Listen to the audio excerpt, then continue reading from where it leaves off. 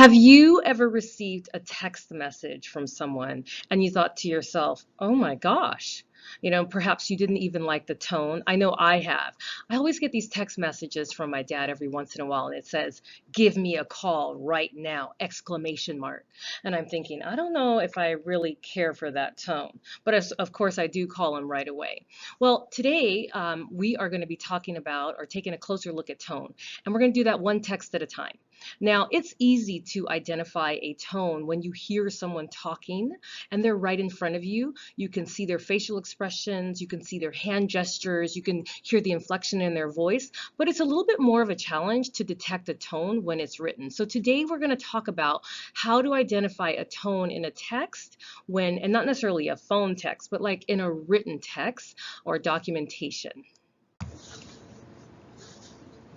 So before we get started, let's really talk about what tone is. And we've all heard the expression, tone is really the attitude that the author has about their subject. And so we're going to dig a little bit deeper. But we know also, and I want you to get all of this, capture it, tone is the style or manner of expression in speaking or in writing. Obviously, you have to use a little bit more details when you use writing because you don't get to show the expression on your face, so you have to tell us. We don't see the hand gestures, so you have to tell us when you're writing it. The attitude toward the subject conveyed in a literary work, and we're going to talk about tone isn't just the attitude towards its subject, but it's also the attitude towards the reader, it's the attitude towards the other characters. So tone sort of encompasses so much more than that. And then this next idea says no single stylistic device expresses or creates a tone. And so that just means you can't just say, oh, the figurative language in this piece of work dictates the tone, overall tone of the story. No, it's the net result of several different things. The irony, the character actions, it could be the diction. It's a culmination of everything, various elements that an author brings to creating a work's feeling and matter. That's what determines the tone in a text. And the tone really connects the reader to the characters or ideas being expressed. It makes more sense when we know what the attitude is. The author's implicit attitude toward the reader or the people, places, and events in a work as revealed by the elements of the author's style. Now, when it says the word implicit, it means it's not going to be explicit. It's not going to be obvious to us. We have to identify the tone on our own. It's going to be a little bit subtle in some cases.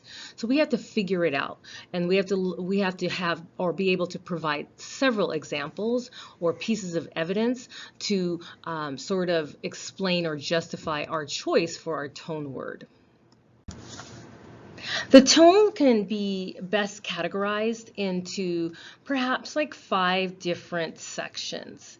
And I think there's so many possible tone words. I mean, the list is really endless. It really is every type of human experience you had that could be the tone for you in a text. But basically, I think if you divide it into 5 sections and you select like 1 or 2 words from that section that you're very comfortable with and you just sort of keep in your arsenal and it's yours, that if you say, okay, this is a neutral one, you can just pull 1 or 2 of those, of course, if it fits, for it to be your tone. Listen, they're going to ask you tone for everything. You read poetry, we want to know the tone. You read a literary work, we want to know the tone. You read a nonfiction text, we want to know the tone. You read a novel, we're going to want to know the tone. There's tone in everything. There's tone in speech, attitude, text messages, everything in our everyday life, in our classes, and it's really important that we're able to identify the tone because tone really gives things meaning. So, for example, if we categorize it into 5 categories, we have positive, negative, neutral, sarcastic, and even fearful.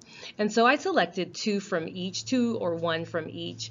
For positive, I say a complimentary tone or jovial tone, and we can have another video lecture where we sort of go a little bit deeper into the different types of tone and the impact it has and what it looks like in terms of the language. Negative can be insulting or obnoxious tone. If a tone falls under the category of neutral, it might be objective and formal or formal. Sarcastic would include mocking and flippant. And then if you have a fearful tone, perhaps that could be resigned. So I think perhaps even in class, I might give you a more complete list of tone words, and then you can select from it which ones make the most sense for you. So let's see where this idea of tone sort of fits into the bigger picture here. When you think of rhetorical précis, it's our sentence 4 of the rhetorical précis. You need to know the tone of the work overall. So obviously the tone might be different in different places of the text, but the general tone, and obviously it connects to the audience, and that's a big piece of the work. Now, a rhetorical précis, I think, makes a great introduction, or it's just a really fancy word for summary.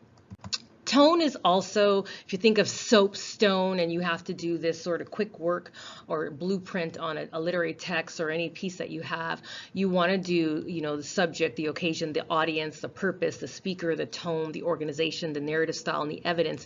And the T in tone is super important. And that's why, like, the last 4 letters of soapstone is reflective of tone. In fact, some cases, most people just end with the tone, but we continue with the organization and narrative style and evidence. So that's how important it is, even in just designing the blueprint of any type of work. Now, it's super important to, when you have a discussion on tone, to make a note that the tone truly does shift in a text. So a change in a setting can indicate a change in tone. When I think of a change in settings, I think, well, any text really has so many different settings, but that oftentimes can indicate that there may be a change. I think of like Invisible Man by Ralph Ellison, and every time the narrator would take us to a new place, the tone would literally change. So that could be a cue for us. A change in a character's actions, things that the character might do, their attitude, the dialogue that they have can change the tone. If there's irony in a text, oftentimes that sort of dictates the tone and changes it. But you need to know that the tone shifts oftentimes through a piece of work. Definitely in poetry, you may have one tone, or you may have several, a couple of tones throughout a text or a speech, or so shifts. Now, let me tell you the purpose. The shifts in tone sort of garners or gets or captures our interest as a reader, and it sustains it, it maintains it, it keeps it throughout a text. So tone is super important, but it's also important to note that it changes in a text. Now, our last slide really just discusses the different ways in which tone is expressed, and that can be through diction or choice of words, the language that someone uses. Details, any additional information really supports the tone. Syntax, and this slide right here, I really feel like deserves its own lecture or video lecture, because each component is so critical to contributing to a tone. Syntax, the sentence structure, the way in which the words are presented to the reader, can oftentimes give us some insight into the tone.